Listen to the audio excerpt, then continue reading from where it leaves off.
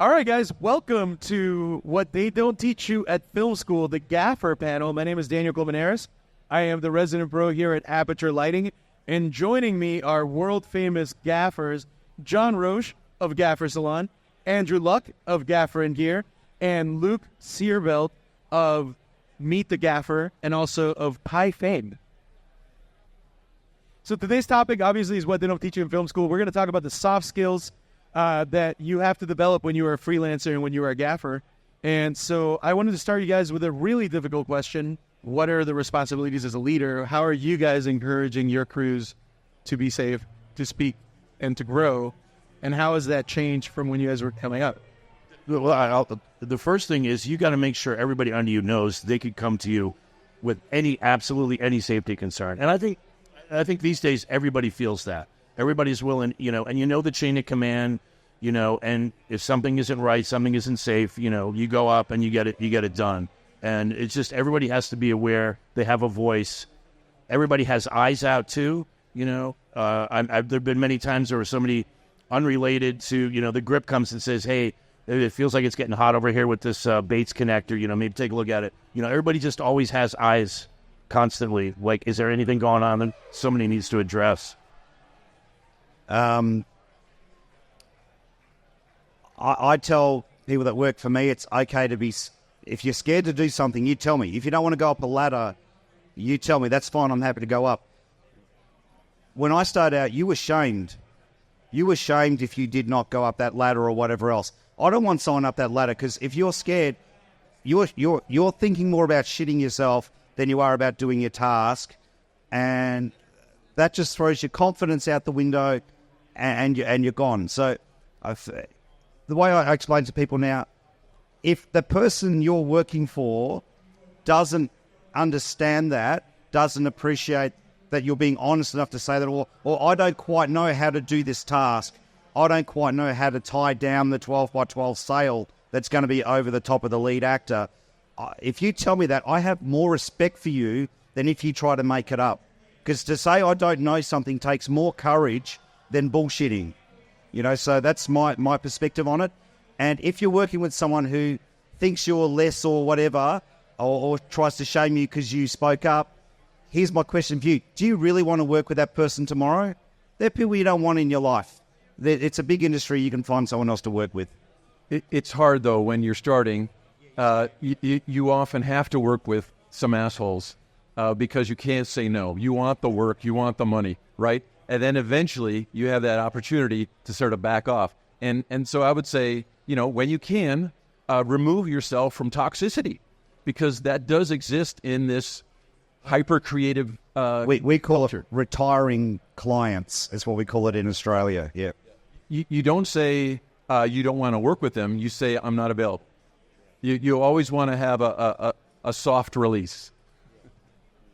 Well, and I think that ties into something I want to discuss, which is communication, right? I think this is something that you have to develop. You leave film school, you learn how to do some lighting and some theory and how to set up a C-stand, hopefully. And I say hopefully because some of them don't. But no one really emphasizes communication, at least when I went to film school, now that I'm getting up in the years. And how do you communicate that? How do you communicate upwards? How do you communicate downwards? How do you talk to these clients when you don't want to be there? Or let's take it a little bit more positive. Let's talk about how do you communicate this creative vision that you're trying to pull off from a cinematographer to your crew to make it happen. How have you guys grown on that? Any tips? Yeah, communication is obviously a huge topic, and it's a lot about maturity.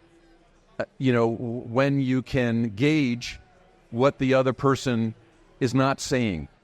And I think, we're, as freelancers, if you are a freelancer, if that's the type of work you tend to have, then you're always in negotiation. My wife it drives her crazy when she listens to me on a phone talking to, a first-time client, because she's like, how come things aren't fixed? How come it's not just obvious? You just say it and that's it. I'm like, you have no idea. It's always evolving. It's always, yes, you try to keep your rate here. You try to keep your equipment rentals here. You try to keep those things. But you have to be flexible and humble to get along in this business. And I think learning to communicate effectively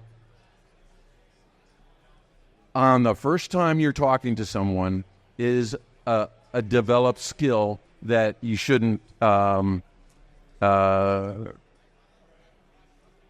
you should worry about, that you should think about. Yeah. So I want to follow up with that with you, Luke. How did you learn that? Are there any resources you can point people to look at into how to become a better communicator? Is it something you just learned organically while filming? Or was this a mentor situation or someone taking you aside and kind of telling you, this is how you communicate this better?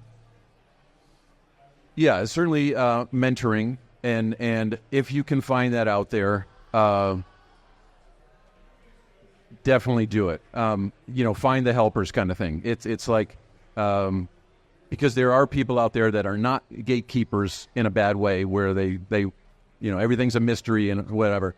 People that want to help you. So that for sure. And then I'm sorry. I was saying any resources or specific tips you can give on this, or how did you come about becoming a better communicator? Communicator, yeah, a lot of mistakes. So where you say like, this is my rate. And then before they say anything, you say, but I'd be happy, it's like, whatever, in fact, I'd be happy to do it for nothing, like you're giving away the store ahead of time, that over eagerness or whatever. So then you realize, no, you have to, it's negotiation. And I think, you bring the skills that if you're in a relationship, you bring what you're learning there. Because you're probably the stupid one, and you're learning from your spouse, whatever, and then you bring those skills to your business as well. So, yeah, I don't have mentoring. Obviously, is important. Well, there's just so many resources. One thing that just popped in my head was, I don't know if you guys like Masterclass. I've worked on a couple of those shoots, but I watched a Masterclass on the art of negotiation, hostage negotiator, talking about negotiation techniques. There's another great book called, I want to say it's called Crucial Conversations, or How to Have Crucial Conversations. Really interesting. You brought up something else I was going to say. I don't know. I'll think of it. Okay, well, we'll come back to it. Andrew, do you want anything to add to this one? Or? I just remembered. So I remember, I don't know if you guys know, out in L.A. there was a guy named Craig Bernie Burns. I never knew him. I never met him. He retired to Turkey, and I called him in Turkey, because I found a little clip he had done like 6 years ago. Because one thing, I'm horrible with some of these soft skills. Like, I'm like kind of an introvert. I'm not really good, And he was saying to me, look, if you're not making like 10 phone calls a week, if you're not keeping in contact with all your clients, if you're not doing all this stuff as a daily practice, you are going to get lost really quickly. And so part of that, I guess this is getting into networking now, but also communication is just keeping all those channels. And also this idea of you just take your ego out of it. Like, it's not like, oh, my idea, your idea, whatever. You're just sort of looking at the larger goal of trying to, move everything forward. Like, you're always trying to be moving everything forward. If you're good at remembering names, you are 10 steps ahead of everyone else. That's what my wife does. Every time, every feature, she memorizes or learns every single crew member, from catering, everybody on the entire set. John's wife is an amazing director, by the way, just so you guys know. So there's the director that's memorizing everyone's name in the call sheet, and that's really telling. Well, it's just like one of those things where you walk on set and you say hello to the grip, and you know the grip's name, you know the best boy's name, and it makes such a big difference, I mean, that's one thing she does really. I'm horrible at it. Like, I'm bad with names. I forget, so it's just so important. I completely agree. I came up through the camera department, and I remember, there's always a little bit of a rivalry, camera, sound, grip, electric. There's something there that I never understood, and I would always go to the other departments and introduce myself, very friendly, as the first AC. And oftentimes you get brushed off pretty hard by some of these department heads because they're ready to battle. So I want to know, what are some of the tips that you guys do to ease that tension, to make sure that everyone understands they're in the same team? Well, this isn't necessarily from a leadership point of view, but the idea when you're just getting into the business and you get onto some long form stuff and you get, the departments are segmented and differentiated, and you have these rivalries and stuff like that. And then as a young person, you get a little, ego flex or whatever, like I'm electric or whatever, and then you can kind of play these games and you can kind of be negative against other departments or whatever it is. I think don't be that person. Learn as much as you can about the other departments as well, so that you can be a team member, because everything moves so much better together. And I think that's the analogy for our lives. And the sooner you learn that, and it's not an antagonistic thing, the better. Be a good person. I honestly think one of the reasons I get hired a lot is because I am really easy. I can work with anybody. If a DP wants to call every shot, every little detail, tell me where to plug the light is into the socket, it's okay. I'll roll with it. I don't care. I'm just there. If somebody wants me to light everything and they just tell me, yeah, I need a soft light over there, I just find if you're easy to work with, people enjoy being around you for 10 hours a day or 12 hours a day. I think that the communication, the thing that took me a while to learn and could have ended my career, knowing when to shut up. Okay, I know what the solution to this problem is, but I'm going to wait until the director and the DOP stop having an argument before I step forward and get involved or anything like that. Just, sometimes being able to read the room and sort of gauge the feel, that takes a while, particularly when you're younger. You can't sort of read a room, but knowing when not to talk is one of the key things in communication. That might sound really weird, but also I find as a gaffer working with people straight out of film school, the thing to understand is you don't need to know all the tech talk. You don't need to know, the 600D needs to go, just explain clearly your vision in just words, like you're writing a story. Like, I want sunlight through the window. Okay, then we'll ask, do you want it hard or soft? Do you want it warm or cool? You don't have to know the technical lingo. And I think some film schools in Melbourne, they come out and they feel that they have to know all of the tech talk. That's our job. Our job's to make you look good. Just communicate nicely. And communication too, be nice to everybody. Because when you get 35 years into your career, that production guy that you gave a hard time to, he's now an executive producer. Just be nice. Yeah. Another way to say that would be play the long game, and be the person you want to have mentoring other people later. Be that person that, even though you're just one rung up, don't be a dick to the person one down from you. A great bit of advice I was given by it was a tennis player, Pat Cash, and he said, you don't have to agree with everybody, but he's got this way of easing out of an argument. He goes, you might have a point. No, I didn't say I agree with you, but it's a nice, smooth off the edge, and I said to him, oh, you might have a point. Halfway through one of the days, he just looked at me like, just try to avoid conflict where you can. And listen, I think, is another thing. Like, if you've got an idea and someone else has got one, don't be too keen to get in there and this, my idea is right.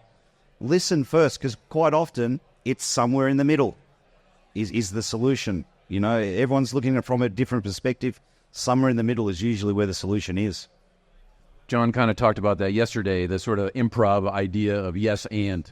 Yes and is a much easier thing to accept from a person than no. You might have a point.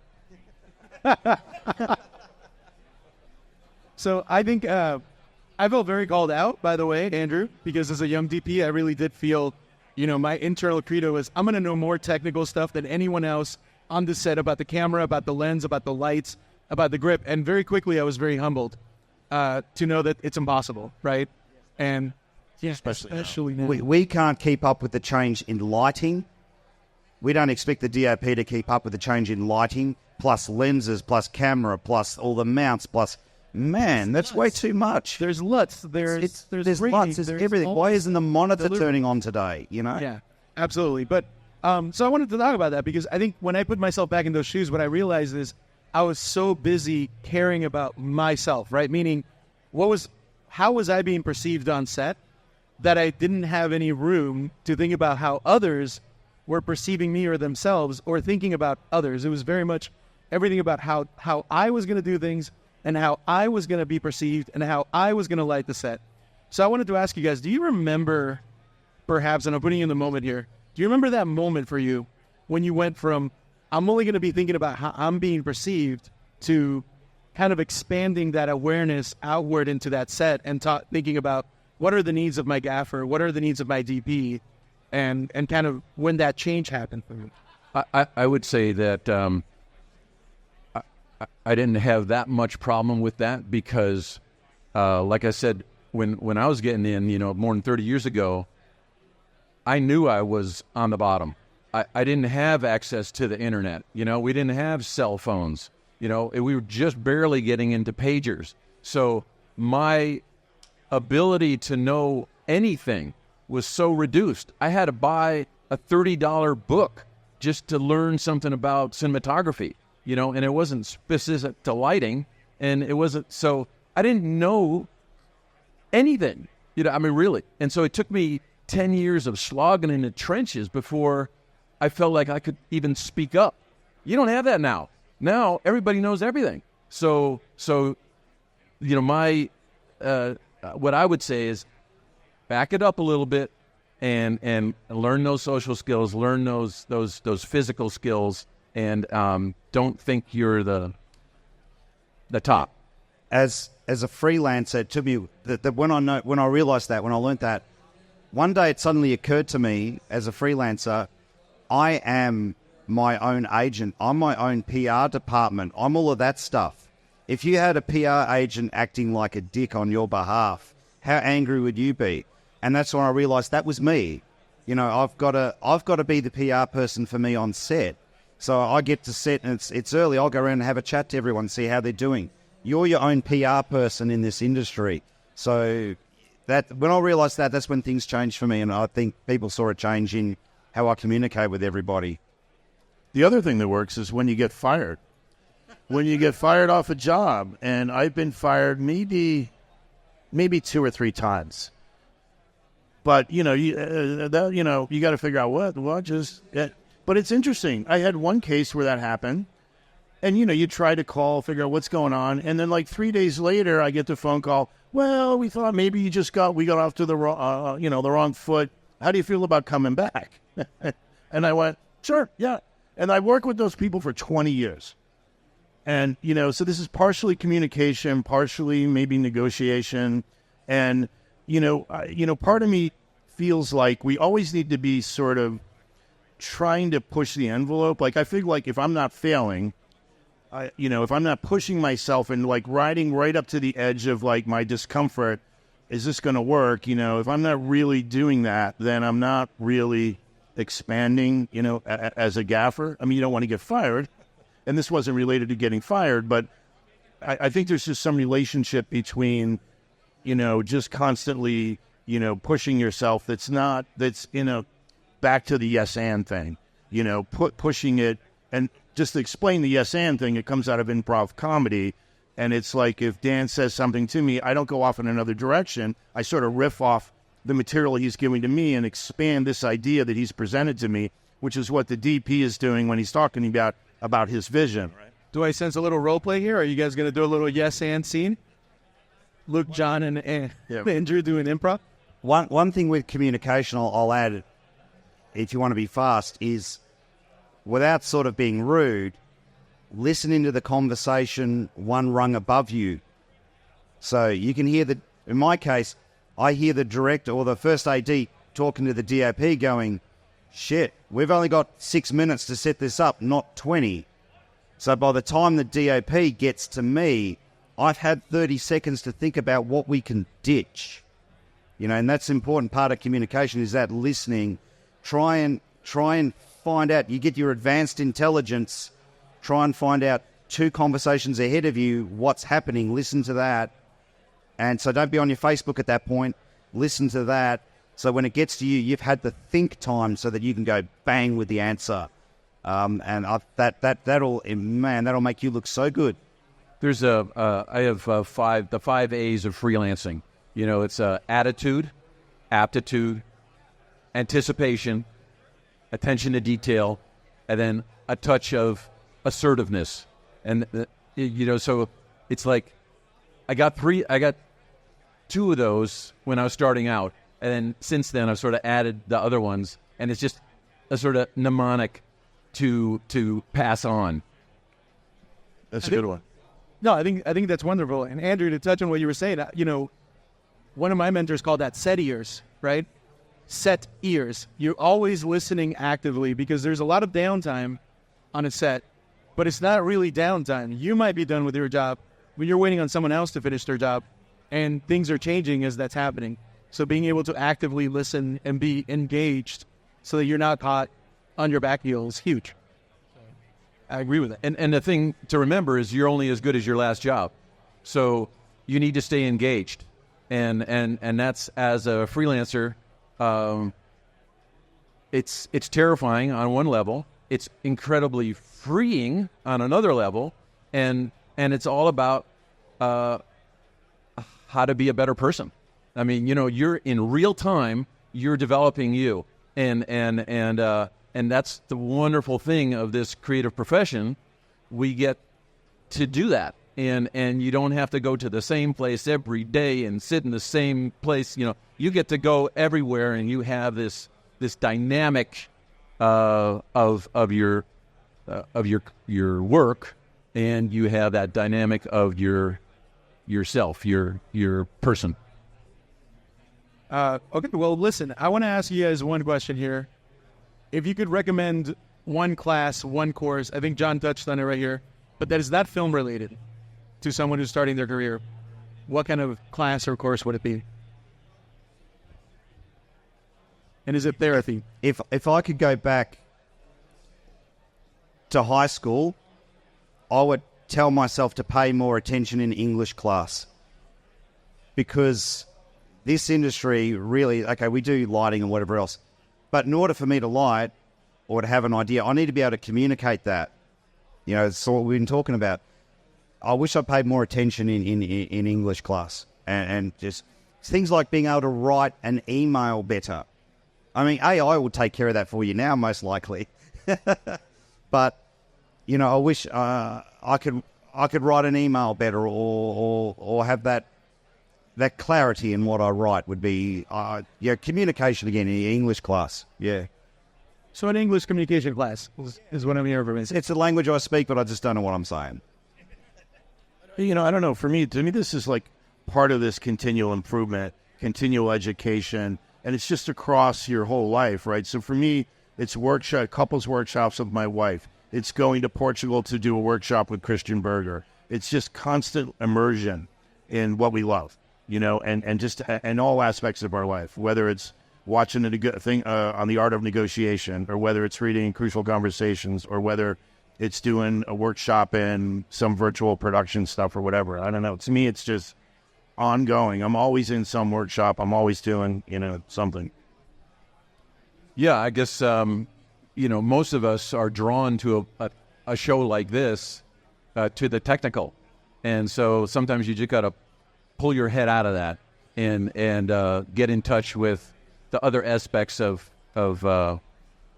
life. And I don't know what that is, walking through a museum, walking through reading, literature, traveling. Those are a lot of things, not one thing, but, go for the gestalt. Go for the roundedness of your character, rather than just, I'm a equipment nerd. Yeah, it's almost a liberal arts education, right? A full education. So let's talk about networking.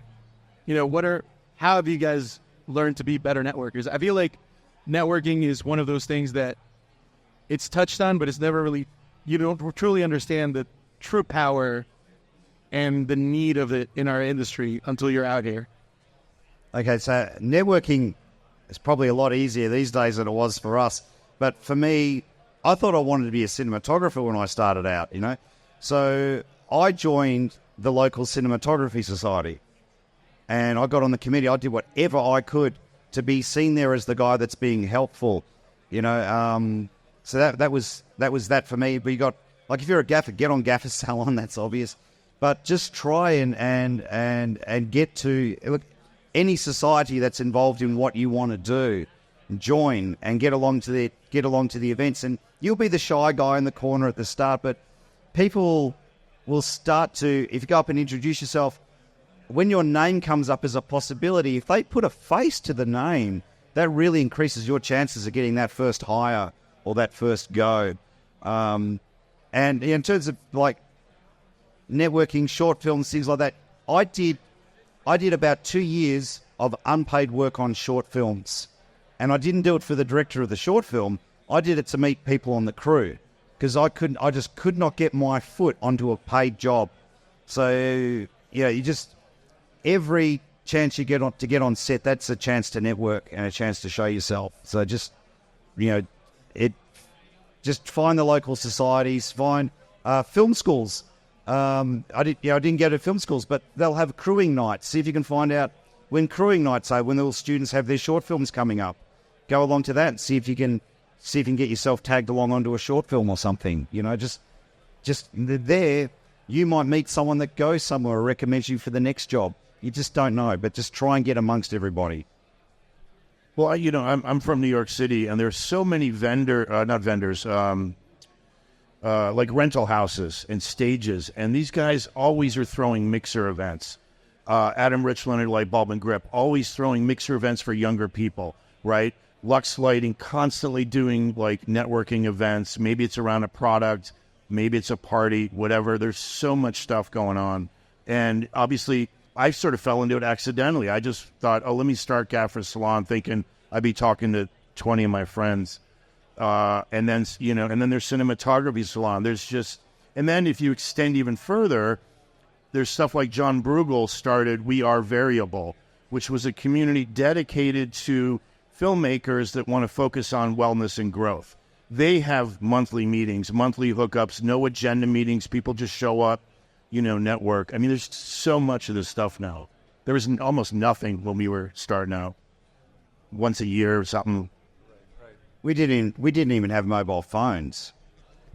I think the best thing you can do is start a YouTube channel. No, I mean, seriously, I think we started our channels without thinking about the networking potential. And then it's turned out that that's like the best aspect of it, in a sense, because when you put yourself out there, then people get to know you, and if you're, a quality human being, that will for the first 2 years, I say to people, if you can survive the first 3 years, you're going to be okay. When you're starting out, you're trying to network, it can be so soul-destroying the phone doesn't ring. That's normal. It's normal to feel depressed that the phone doesn't ring, or because you haven't got that network yet. You just gotta. It's okay to have a second job. It's okay to do whatever you got to do to survive. Just it will get better. Just it is. I found it so personally devastating. For like 3 weeks, the phone doesn't ring, and that's normal when you're starting out. That's not a reflection on you. It's just you're not in everybody's network radar yet. That takes a bit of time. It's not a reflection on you at all. Just hold with it. I would say there's another thing that's similar to that, sort of an odd way to say it, but it's ageism. And so what I've found is, being an older person, you have it on both ends of your career. So when you're trying to get going, then people don't take you seriously because you don't have the experience, you don't have whatever. And then later on, now you're too old. Now, and so the thought would be the way to work with that is don't just hang out with the people that you're growing up with, your peer group, because eventually they'll start falling away, and this goes for clients too, not just crew people. So go after those relationships with people that aren't necessarily in your culture group, your age group, your peer group. Go after older people, mentor people, and younger people. So keep it active throughout the layers of people in your life. I'm having to learn how to communicate again. I'm having to learn how to start my business again, because when I started out, the people that gave me, and this will happen to you, the people that give you the real paying jobs, not the short film, not the indie, can you help us out for a packet of chips and whatever. The people who are going to give you the real paying jobs, they tend to be older than you because they've had longer to network. They will be 5 to 10 years older than you. And I made the mistake of getting really cushy, sitting back. I don't have to deal with all of that crap anymore. I've established. Now they're all retiring because I've hit 50. They're all starting to retire. They're all 65, 60, and they're all leaving. And that's the big mistake I made communication-wise, is I didn't go looking at the age group below me. That's something you got to think about if you're in your 40s, because if you leave it to your 50s, you're going to go, the phone's not ringing, okay, and you haven't communicated with those younger guys. They've already got their network done. It's at the other end. It's very strange. And if you're starting out, I give this advice to a lot of younger people, and I might date myself here. We used to have CVs. I don't know if you still do that stuff. Don't have your age on your CV. If you're like, you might think, I'm 24, look what I've achieved. If you've got a production manager trying to find a crew member, they're not going to read all your details on your 50 CVs. They're going to try and shortcut that straight away. 24, too young, no experience. Okay? If you're really young, take your age off your CV. That's my advice to you. It will increase your work straight away, because they're just looking for some fast way to vet, and that might be it. Well, I think one of the things you guys touched on, and it's kind of unique to our industry, is how open we now are with information, with knowledge. And I want to talk about it a little bit. Do you guys find that you find jobs mainly through other gaffers, or other gaffers? Normally, they're your competition, right? In another industry, you would see another lawyer or something like that as competition. But I feel like in the film industry, I personally found often my biggest referrals, my biggest champions were my technical competition, other cinematographers, other ACs, other gaffers that were getting me those jobs. So what has your experience been with that? This job is, I won't say 100% word of mouth, but it is damn close. I mean, the bulk of my jobs come from DPs that go back to Detroit, and their buddies come in. They're like, oh, yeah, give my buddy John a call. And suddenly I get this call from somebody I never heard of. So much of that. So I'm always trying to, anytime I get a call from a new DP, I am really trying hard to do that. And I could tell you so many times, even taking a crappy rate job. 20 years ago, I took a crappy rate job because it was a new DP. I didn't know who it was. It was a doc, seemed interesting. That guy still hires me to this day. That was actually 25 years ago. So, it just, for me, it's always been word of mouth. And to your point, fellow gaffers, we in New York, I have a community of other non-union gaffers with trucks and gear similar to me. And so when I'm booked, I call up them and I say, hey, buddy, can you cover this job? Vice versa. We constantly are trading work back and forth. And also I'm hiring other gaffers. So that's where the bulk of the job comes. And maybe small percentage from my social network, visibility or whatever. And realistically, you have to vet the people that you recommend, because obviously if someone wanted to work with you and now you're not available, so you're recommending someone else, you want to give them, sometimes, yeah, anyway. And so amongst ourselves, we say, keep it in the family. And so then that person's not going to steal that person. Not that producer or whatever is owed to you, but there's that feeling like, well, they wanted to work with you, so you'd like to work with them eventually. So now if you give that name out, is that gone forever, or will that come back, or are they referring you, or are you just always referring to them? So it's like those are the sort of communication, soft skills things that you learn over time. Who can you trust? And I always want to err on the side of trust. And if I get burned, okay, cost of doing business. Communication again. If I refer a job off, I have my client report back to me, or I phone them up a couple of days later and go, "Hi, how was John, by the way? How did you find him? How was Luke?" And have a bit of a conversation. And in that conversation, if they tried to backstab me, I'll find out about it. So that's another thing with communication. You can't, don't bite the hand that feeds you, because it's a small industry. It'll get back to us. I hear all those stories. We have that in New York. It's sort of the golden rule we go by. If I send, a job over to you, and the client calls Luke 6 months later, now the client might have forgot that, he had worked with me previously or whatever. He might just call Luke. And Luke would say, "Hey, yeah, I'm available. Did you check in with John?" And, that's just the way it works. And once in a blue moon, I'll say that. I'll say, "Hey, did you check in with Dave or whoever?" And they'll go, "Well, we sort of felt like we wanted to work with you on this one." And then you got to make a difficult call to your buddy and say, "Hey, your client so-and-so called me. He says he wants to work with me. He didn't really give me any explanation. What do you want me to do?" And occasionally that person, your buddy, Luke, will tell me, "Hey, I had a real issue with this client last time." And then suddenly you're like, "Oh, okay." Or he might say, "Oh, that's weird. Do what you want to do." Or, "I've said this. I'd really appreciate it if you didn't take the job." And your buddy's like, "No problem." So those relationships are just so fundamental to keeping everybody happy, keeping the workflow, be trustworthy, and people will trust you. Yeah.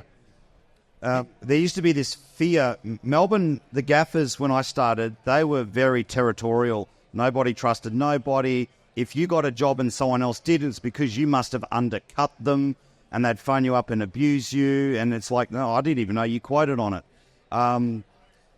And that's changed. I think a lot of that's changed with social media. But I think what's important with having that communication, find someone you can bounce off. I can bounce a job to you, you can bounce a job back. But the important thing with networking is we've all got our own individual networks. Everybody that we talk to and friends with, they have their own individual networks as well. And there's places that don't cross over. So if you're friendly with someone else and they refer work to you, you end up on another set with a whole stack of people you haven't met before who have a whole stack of other network circles.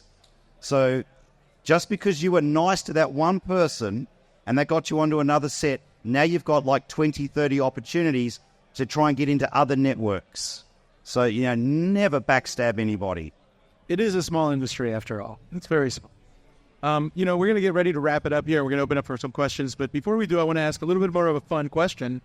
And that is, what is the one tool you're using that is absolutely not related to filmmaking that you like to bring to set that you think is essential? Something that isn't like a Leatherman or, a speed wrench. Is there something on your toolkit that you always bring to set that you just wouldn't think of it as a filmmaker tool? Okay, this is so obvious you're going to overlook it. My vehicle. All right, that is the most important tool that you've got as a gaffer, cameraman, whatever you do. If you're lugging gear around, your vehicle is the most important thing. That is the thing you've got to keep really well maintained. Okay? That's got to, and even more important than starting that vehicle is the ability to stop it. All right, so don't cut on your maintenance programs or anything like that. That vehicle is the most important tool you've got. That's your toolbox. You can't bring the rest of the tools on set without that toolbox. Or yourself. I was just going to say hot sauce. What kind of hot sauce? What are we talking here? We got all kinds. One of my grips actually makes hot sauce, and I keep bugging him. I'm like, dude, when's that next hot sauce coming? I mean, you got to shout him out here. Is there a specific right here? CJ Yernett back in New York City. That used to be my thing. I would, bake pie, and then bring it to work, because the women in my life don't eat pie. It's a waste of calories to them. So it's got to be chocolate or nothing. And so I'm into fruit pies and stuff. And so I would bring that. And then I've kind of backed off since COVID. It kind of stopped me because that wasn't the thing to bring anymore. But, you know, so sometimes it's not so bad to have a shtick. So when are we expecting the apple pie at the office? I'm kidding. Thanks, guys, so much. Let's give it up for our panelists, guys. This was really informative. We're going to open up for questions now. First, the applause, John. We got to give you the applause. Yeah, you got a whole plan going here. Yeah. We get you guys some applause. We're going to open up for some questions. So if you have any questions, just say it out loud. I'll repeat the question. Go ahead. So you guys talked about the importance of finding a mentor early on, and I was wondering if you had any advice as to how. So the question is, you guys were talking about the importance of finding a mentor, and our young man right here is trying to figure out, how do you go about that? How do you find a mentor? You know, it's interesting. A lot of people contact you when you're this sort of internet famous public figure. Celebrity. Thing. You can say celebrity. Not. Anyway, and they'll call you from different countries and say, can I come work for you? You know, not realizing that that's not really a thing. I don't have employees. It's not what I'm interested in. I would like to help you. And then I often say, if you come here, if you come into this town, you know, then we can talk. But it's not going to, you know, I might be able to get somebody on as a PA or something like that, but that's up to the producer, not me. And so it's a much, you know, more difficult, longer form kind of thing than just come here and I'll give you an internship. That's not helping you. But I do try to get PAs onto jobs, you know, when I can, and because often that's all I'm getting is a grip PA, you know, on a smaller job, and so that can be a way. Does that turn into a mentorship? It can, you know, but that's one idea. You know, I do have a fair amount of people call me too, and I usually wait till they call me a second time, and then I'm not really good at teaching. I don't thoroughly enjoy it, but I do, like, I had a buddy of mine who was a DP, and he said, hey, I got this young kid working for me. He wants to move into G&E. Can you throw him something? Can you have him on set? And I don't know if this is true for you guys, but I know the minute somebody comes in, after I spend a few hours with them, I know, all right, this guy's never going to make it, you know, or this person's never going to make it. 5 minutes, yeah. And this young kid, Carlos Reyes, came in, and I knew immediately he was interested.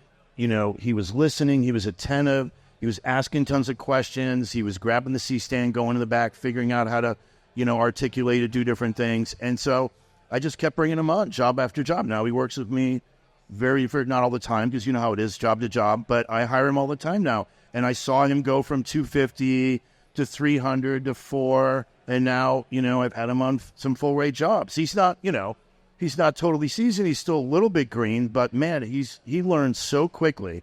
And those are the kind of people I love, because in our world, our short form world, we need those people that are up and coming. They have some basic skills and they're willing to learn. Okay. I had a young guy come to me on set. He talked, can I be on set with you? And I said, okay, yeah, sure, come along. And I said, so why do you want to be in lighting? And he said to me, I want to be a producer. I thought I'd start at the bottom and work my way up. I can't put the finger up, but that's what I did. Communication very bad there from him. So I think the worst thing you can say is, if you're trying to get in and you're looking, I appreciate whatever it is you want to be, but yeah, careful what you say. But getting a mentor now, I don't know if that's easy with social media or whatever. It's very hard, because a lot of the things that I would love to have someone training under me, but budgets, there's also legality risk. Like, I have to get some producers, some companies will be like, I can't have anybody on set that's non-paid. It's a legal problem if they get hurt, whatever. So I totally get it. And also, I kind of feel like sometimes I just have somebody come on who's not working just in an observational position, right? They're not doing anything. I tell the producer, look, he's just coming, he or she is coming just to look. And, but even that, sometimes people have problems with, well, what if they get hit by a falling whatever? But, so I try to get them on at a basic PA rate. When it's, and there's a lot of jobs where you need that extra set of hands, they don't have a lot of money, and they'll be like, oh yeah, we'll give you a PA. And then there's sort of, we call it PA grip or PA swing or whatever. And that's fantastic. And they, you know, they work really hard. And during the course of the day, we take time to, you know, train them. And then they'll sometimes call me offset or ask me, you know, this guy, Carlos, that I was talking about, like he called me the other day and said, he just got bumped up to go to the scout. He had never done a scout before. He's like, what do I need to know? And so we talked through, like, you know, this is what you should do and what you should think about it. You know, I think practically, you know, in terms of finding a mentor type of thing, don't expect too much, and try, you know, communicate, and then maybe you get little dribs and drabs, and then, you know, don't push it, and then, you know, try that with a number of folks, and then if there's something there, maybe it'll happen, you know, and it might be a little longer term than you want it to be, but it will be worth it in the end. What I will add to this, and I think it's something that summarizes a lot of what we've been talking about here, is, you know, you have to put yourself out there and put the work out there. So everyone's in their own bubble. Everyone's trying to do their own thing. Everyone's worried about the next job. So the expectation that you're going to reach out to someone once, and then they're going to remember and bring you on, and they're going to call you in the next job in 3 months or 4 months, and, oh my God, that kid, let me give him a chance. That's not going to happen. So you have to be persistent. You have to be consistent. You have to be engaged. You know, a very good DP friend of mine said, he mentors a lot of guys. He says, I put in however much they put in.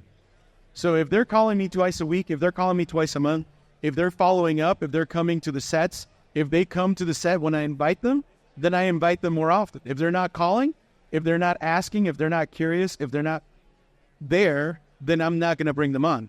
I think when I was young, I had a fear of bugging people too much, of being too eager. That's not a thing. That doesn't exist. And if that person thinks you're too eager, they were never going to be your mentor to begin with. So just be persistent, put yourself out there, be engaged, and when you show up, be present. To John's point, when I've said just call me, you know, and then they don't. I mean, that's the majority of people. I say call me anytime, it'd be great. And people say, you say that to people? Well, I mean, you'll just be inundated. Oh no. Sorry, real quick. The other thing is this mentoring thing doesn't stop. You know, I feel like, you know, Jacob Ballinger at the Light Bridge. Now, we started as colleagues, friends. We're both gaffers, right? But I knew nothing about that system. And when I discovered it and it led me to him, you know, he really mentored. I don't know, he might not say this, but I felt like he was my mentor in this whole new thing that I knew very little about. And I would call him and I'd watch the film. I'd go watch Le Grand Cahier and I'd be like, how did you like that? What did you, he'd send me a photo and like, I feel like I have probably half a dozen people like that are really mentors to me, whether they know it or not, and people I can call on for specific issues that I don't know that much about or I want to learn more about. Thank you, John. That means a lot to me. This is something that irritates me with the whole mentor thing, and this is what they don't teach you in film school. Anybody here who's a producer fresh out of film school, giving me a trainee is not giving me an assistant. They're there to learn. They're not there to be our slave. And that really gets me angry when they complain that I'm 3 meters offset over there showing them how to use a C-stand or how to lock right to tighten or whatever. That they're there to learn. That's their payment, is they're there to learn. They are not slave labor. And that is one of the most annoying things for me, that they don't teach that in film school. That is true. All right, guys. Any other questions we have? That was a great question. That got a lot of engagement. Anyone else? Don't be shy. You had a lot of time to think about it. Dave? I do want to say that we've been meeting film students here, you know, from Chapman, from AFI, and then we met a gentleman who's teaching at Loyola Marymount, and just this is a wonderful place, obviously, for learning and bumping into people. Absolutely. Well, guys, I think we might wrap it up on this. If I don't have any more questions, Thanks again to our panelists. Guys, let's give it up for everyone.